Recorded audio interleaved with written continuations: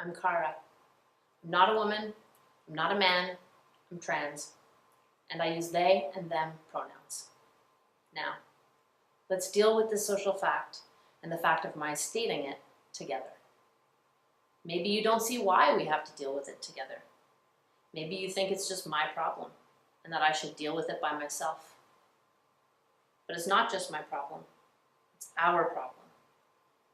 It's our problem if you feel that I'm making an unnecessary fuss about my gender identity. If you don't see why I have to announce it like this. Well, if you feel that my letting people know that I'm not a he or a she is making an unnecessary fuss, you must feel that the right and proper course of action for me to take would be to pass as a woman or a man. Now, this kind of thinking presupposes the belief that it's inherently better to be identified as a man or a woman. It bespeaks an inability to imagine or recognize the intrinsic value of being trans. Perhaps you even take my rejection of a female or male identity as a sign that I'm hostile to women and men. If you think these things, then I would say you have a problem. And if you then respond to me accordingly, as though I had somehow insulted you by refusing to join your gender club, then you make it our problem. It's our problem because your hostile reaction to my being trans virtually destroys our chances of a good relationship, mutual trust, and goodwill. It's also our problem if you think I'm telling you I'm trans in order to exploit an advantage, get publicity, make it big as an artist. If you think this, then obviously you must be feeling pretty antagonized and turned off by what I'm saying. So, I'd be interested in hearing more about exactly how you think antagonizing and turning off my audience is going to help me make it big as an artist. But the larger problem would be your feeling antagonized and turned off at all. Why does my telling you who I am have that effect? Do you feel affronted? Or embarrassed? Or accused? I think we need to look more closely at why my being trans seems to you to be making a fuss. I think we need to keep in mind that it's a fuss only if it disturbs your presumption that I'm a woman. So perhaps the solution is for you not to make that presumption about anyone. That would certainly be better for me, because I certainly don't look forward to your confusion or hostility at all. In fact, I'd prefer not to disturb you. But you see, I have no choice. I'm cornered. If I tell you who I am, you become nervous, uncomfortable, or antagonized. But if I don't tell you who I am, I have to pass as a woman. And why should I have to do that? The problem with passing for a woman is not just that it's based on sick values, which it is. It also creates a degrading situation in which I may have to listen to insulting remarks about trans people made by non-trans folks, cis people, if you believe there are no trans folks present. I think that's asking a bit much. Wouldn't you agree? So you see, the problem is not simply my personal one about my gender identity. It's also your problem, especially if you have a tendency to behave in a derogatory or insensitive manner towards trans folks when you see none present. Now, if you have no such tendency, then you won't regard my letting you know I'm trans as a problem at all, because you won't have to worry about being embarrassed or shamed by your own behavior. In that case, I'm simply telling you something about who I am, on par with where I was born, how old I am, which you may or may not find of interest.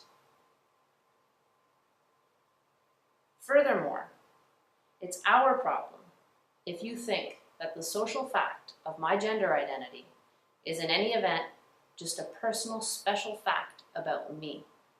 It's not. It's a fact about us. Because if someone can look and sound like me and be trans, then no one is safely, unquestionably, not trans. No one. In fact, if we could conduct an extensive inquiry to everyone's chromosomes, hormones, genitalia, gender presentation and performance, internal sense of self, and their desires, then we may just discover that no one is safely man or woman, and everyone a little trans in their own way. Normative, Western, entrenched conventions classify a person as a man or woman if they have the associated genital configuration, which potentially belies hormones, chromosomes, social presentation, performance, internal desires, sense of self. Think what this means for your own gender classification. If you've been identifying yourself as a man or a woman, chances are decent that in some instances, be they chromosomes, hormones, presentation, etc., you fail and are in fact a little trans. What are you going to do about it? Are you going to self-reflect? Conduct the necessary genetic testing to find out whether you're among the vigorously gendered elite? Or whether perhaps a mistake has been made and you are, after all, among the gender non-conforming majority? And what are you going to do if a mistake has been made? Are you going to tell your friends, your colleagues, your employer that you're in fact trans, not a woman or a man, as everyone has supposed? Or perhaps you're going to keep quiet about it all and continue enjoying the privileges of gender-conforming society while inwardly depicting yourself as a quiet revolutionary who rejects the entrenched gender binary conventions anyway. Or maybe combine your silence and continued enjoyment of these privileges with compensatory social activism on behalf of the disadvantaged. Or will you try to discredit the researchers and theorists who made these claims in the first place? On the other hand, what if your research into your chromosomes and your hormones, performance, your desires, your inner sense of self, reveal that you are, after all, among the cisgender who really have no gender slippage? Then what? Will you find a way to mention this fact casually in the course of most conversation? Perhaps you'll narrate your gender with great enthusiasm at parties. How will you feel about being certifiably woman, certifiably man? Relieved? Proud? Will you get annoyed if somebody makes a comment about how androgynous your boots look? Or will you feel disappointed, deprived of something special? Maybe you'll even lie, tell people you're gender non-conforming, even if you're not. There's a nice subversive strategy for you, as long as you don't blow your cover when it gets hot, which inevitably things will. Or are you going to do no research, indeed, nothing at all, about your gender deviance? Are you going to just pass out of this room after this talk is over, or perhaps even before, and into your socially preordained future? Or are you going to simply put this information about your gender identity out of your mind? Or perhaps relegate it to that corner of your mind that you reserve for interesting art experiences that bear no relation to life? Or maybe dismiss the whole business as just another hoax an artist is trying to pull over a gullible public. Obviously, the choices that now confront you are not easy ones.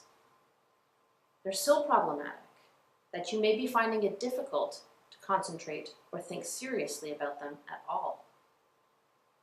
It may not be penetrating as you're listening to this, that you really do have some serious, hard decisions to make.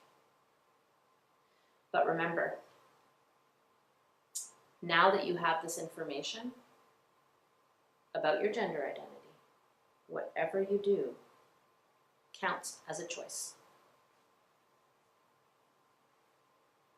So which choice will you make? You may feel no choice is required. You may believe that anyone who can pass for woman or man has no moral right to call themselves trans because they haven't suffered the way visibly trans people have. Or you may think that people like me identify ourselves as trans in order to get the institutionalized rewards of being trans, like affirmative action, diversity programs, while avoiding the daily experience of transphobia that more pronouncedly trans people have to cope with all the time. Well, let's see what we can do about that. Now that you know you're probably a little gender nonconforming, you have the option of publicly proclaiming your trans identity in order to get into diversity affirmative action programs. Lucky you. Are you going to do it? No? Why not? Think about all the institutionalized rewards of being gender nonconforming that you're passing up. Obviously, there are much better reasons than that to affirm your trans or gender nonconforming identity. Of course, you may disagree. You may have different values, different priorities. If you don't recognize the importance of gender nonconformity, you may find it easy to reject. And if you're attached to the rewards and privileges of identifying yourself as a man or a woman, you may find it virtually impossible to reject those rewards and privileges. If you feel this way, you may be reacting to what I'm saying here as nothing but an empty academic exercise that has nothing to do with you. But let's at least be clear about one thing. This is not an empty academic exercise. This is real, and it has everything to do with you. It's a genetic and social fact that your identity as a man or a woman is not as stable as you would assume. So if I choose to identify myself as trans, whereas you do not, it's not just a special fact about me. It's a fact about us. It's our problem to solve. Now, how do you propose we solve it? What are you going to do? Welcome to the struggle.